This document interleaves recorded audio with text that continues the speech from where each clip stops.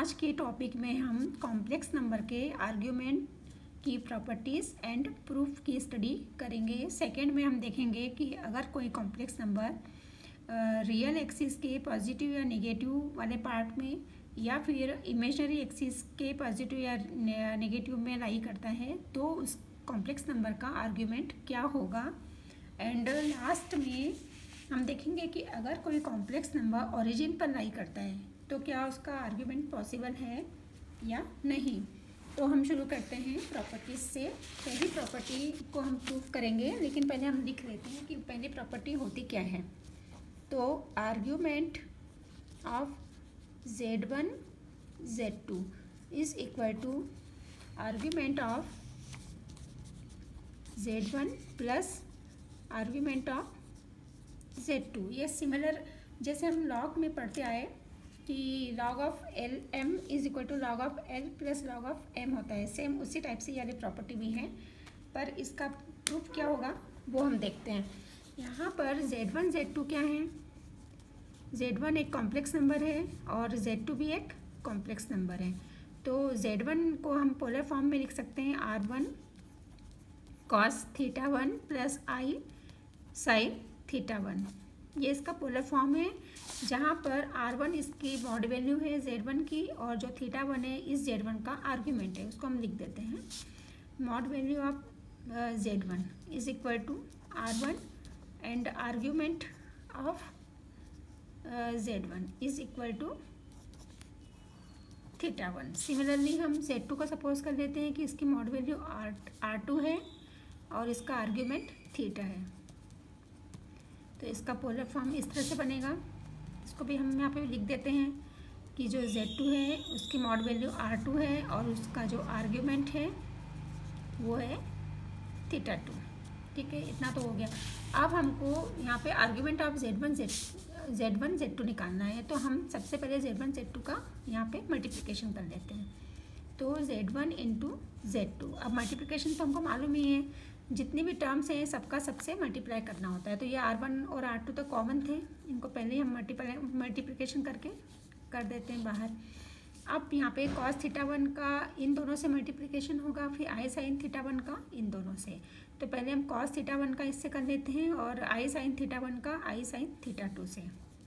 तो क्या मिलेगा हमें cos θ1 cos θ2 और I का I से इंटू माइनस में आ जाएगा -1। ये तो हम बहुत पहले से देखते आ रहे हैं, I square equal to -1 and sin θ1 sin θ2।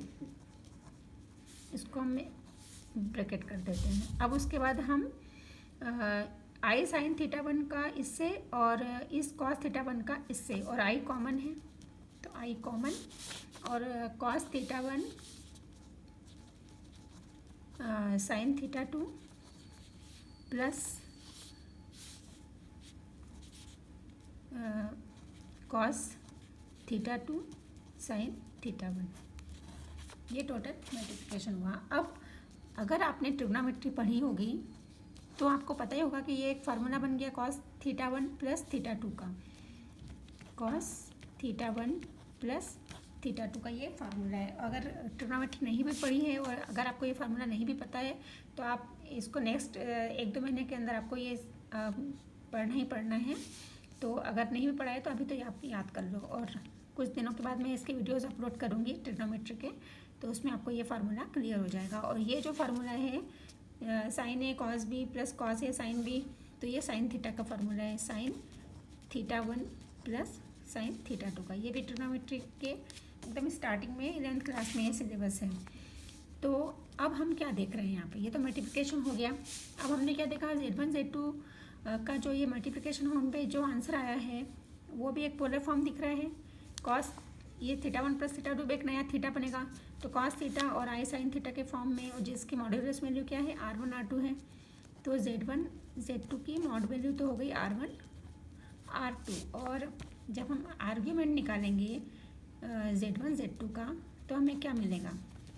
Argument क्या है, ये जो cos और sin के साथ में लगा हुआ है थीटा, यहाँ पे थीटा किस फॉर्म में है, θ1 प्लस θ2 के फॉर्म में है। तो ये हमें आर्गूमेंट ऑफ Z1 Z2 मिला θ1 प्लस θ2। बट हमने एकदम स्टार्टिंग में देखा था कि θ1 किसका आर्ग्यूमेंट है, Z1 का, और θ2 है Z2 का। इसका मतलब अब हमें टोटल क्या मिला, argument of Z1 Z2 is equal to θ1 की जगह लिखेंगे आर्ग्यूमेंट ऑफ Z1 और θ2 की जगह पे आर्ग्यूमेंट ऑफ Z2। तो ये तो फार्मूला हुआ, पर अब इसमें हम एक 2k पाई को ऐड करते हैं अपने से। ये क्यों ऐड किया, इसका रीज़न क्या है कि जब हम ये आर्ग्यूमेंट ऑफ Z1 और Z2 की बात कर रहे हैं और Z1 Z2 की बात कर रहे हैं तो हम प्रिंसिपल वैल्यू की बात कर रहे हैं। बट और प्रिंसिपल वैल्यू हमें पता ही है कहाँ से कहाँ तक होती है, हमको पता है कि जो थीटा है इसका जो भी आर्ग्यूमेंट है थीटा, वो -π से बड़ा और +π से छोटा या इक्वल होना चाहिए। पर जब हम इनको इंडिविजुअल प्लस करते हैं तो कभी कभी वो इस -π और +π के बियॉन्ड चला जाता है, मतलब -π से छोटा हो जाता है या +π से बड़ा हो जाता है, जबकि थीटा इससे छोटा और इससे बड़ा चाहिए। तो हम क्या करें, तब हम इसमें 2k पाई को ऐड कर देते हैं, 2k पाई। और k का मतलब क्या है, k 0 हो सकता है, मतलब हमें कुछ भी प्लस करने की ज़रूरत ही ना पड़े और डायरेक्ट इसका आंसर -π से +π के बीच में आ जाए। तो हम k 0 रख देते हैं।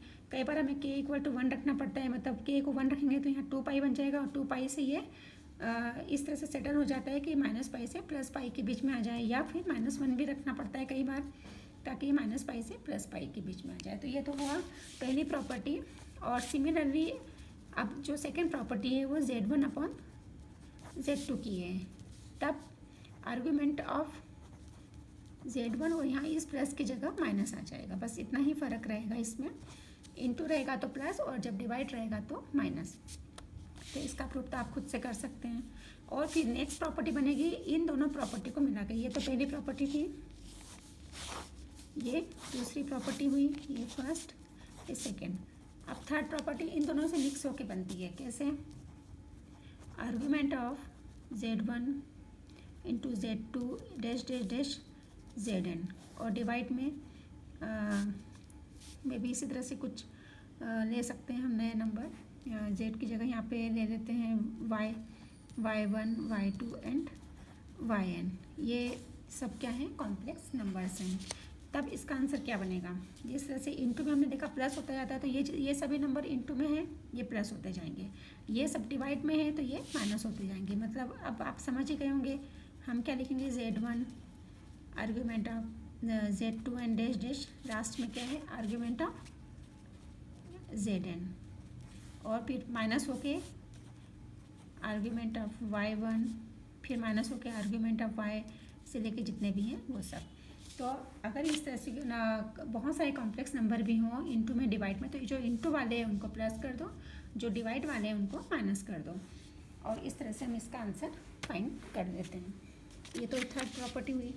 अब फोर्थ प्रॉपर्टी, इसमें क्या है, आर्ग्यूमेंट ऑफ Z⁴n है, तब क्या होगा, तब सिंपल n को उठा के यहाँ आगे कर दो और इस तरह से ये यहाँ हो जाएगा।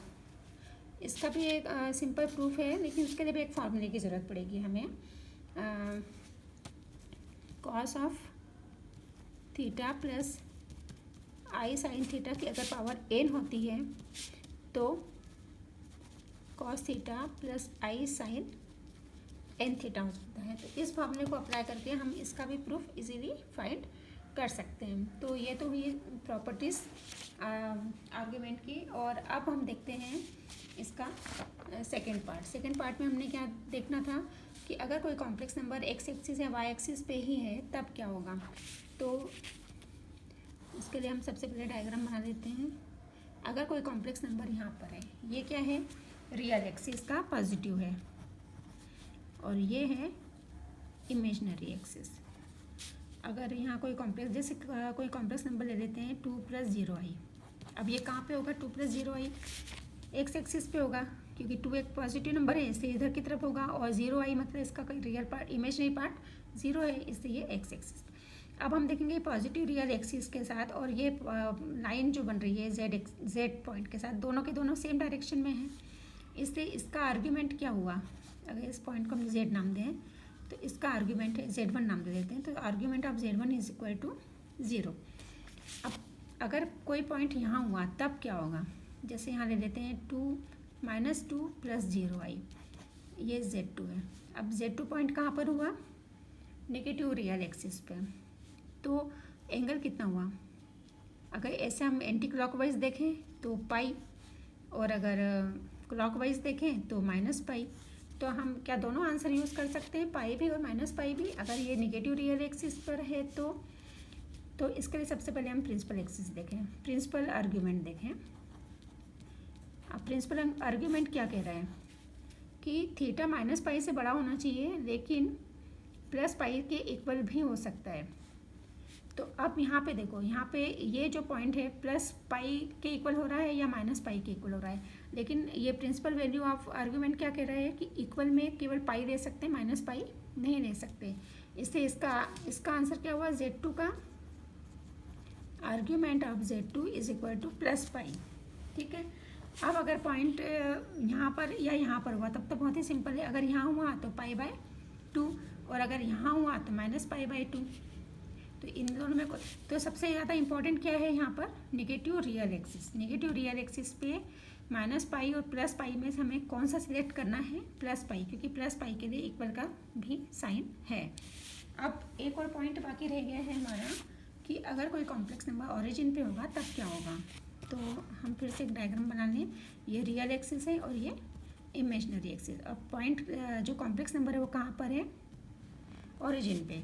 अब ये तो एक पॉइंट फॉर्म में, इसका कोई लाइन नहीं बन पाया, और एंगल के लिए हमेशा हम देखते हैं इस तरह से दो लाइन होती है तो यहाँ इनके बीच में कोई एंगल बनता है, थीटा। अब ये तो एक पॉजिटिव रियल एक्सिस है, अब ये एंगल किसके साथ बना है, इस पॉइंट के साथ कैसे एंगल पॉसिबल है। पॉइंट ये लाइन है और इसको इस पॉइंट के साथ एंगल बनाना है, तो कैसे बनाएगी, एंगल नहीं बना सकते ना। तो ये एक पॉइंट फॉर्म में है, इसका कोई लाइन नहीं है, इससे ये एंगल यहाँ पे इमेजिन नहीं कर सकते। पॉइंट का कोई डायरेक्शन ही नहीं है, वो किस इधर की तरफ है या इधर है या इधर है, ये चारों दिशाओं में है, इसलिए इसका इस पॉजिटिव रियल एक्सिस के साथ एंगल पॉसिबल नहीं है। इसलिए जब कोई कॉम्प्लेक्स नंबर ओरिजिन पर होगा तब उसका आर्ग्यूमेंट क्या होगा, नॉट डिफाइंड, इसका कोई आर्ग्यूमेंट डिफाइन नहीं कर सकते। तो ये तो आज का सिलेबस कंप्लीट हुआ। अब हम नेक्स्ट पार्ट में, अभी तक के हमने जितने पार्ट्स किए सभी में हमने इंट्रोडक्शन ही देखा है। अब नेक्स्ट जो कॉम्प्लेक्स नंबर का पार्ट आएगा उसमें अब हम क्वेश्चंस करेंगे जो स्पेशली जो IIT के एडवांस में और मेंस में आ चुके हैं।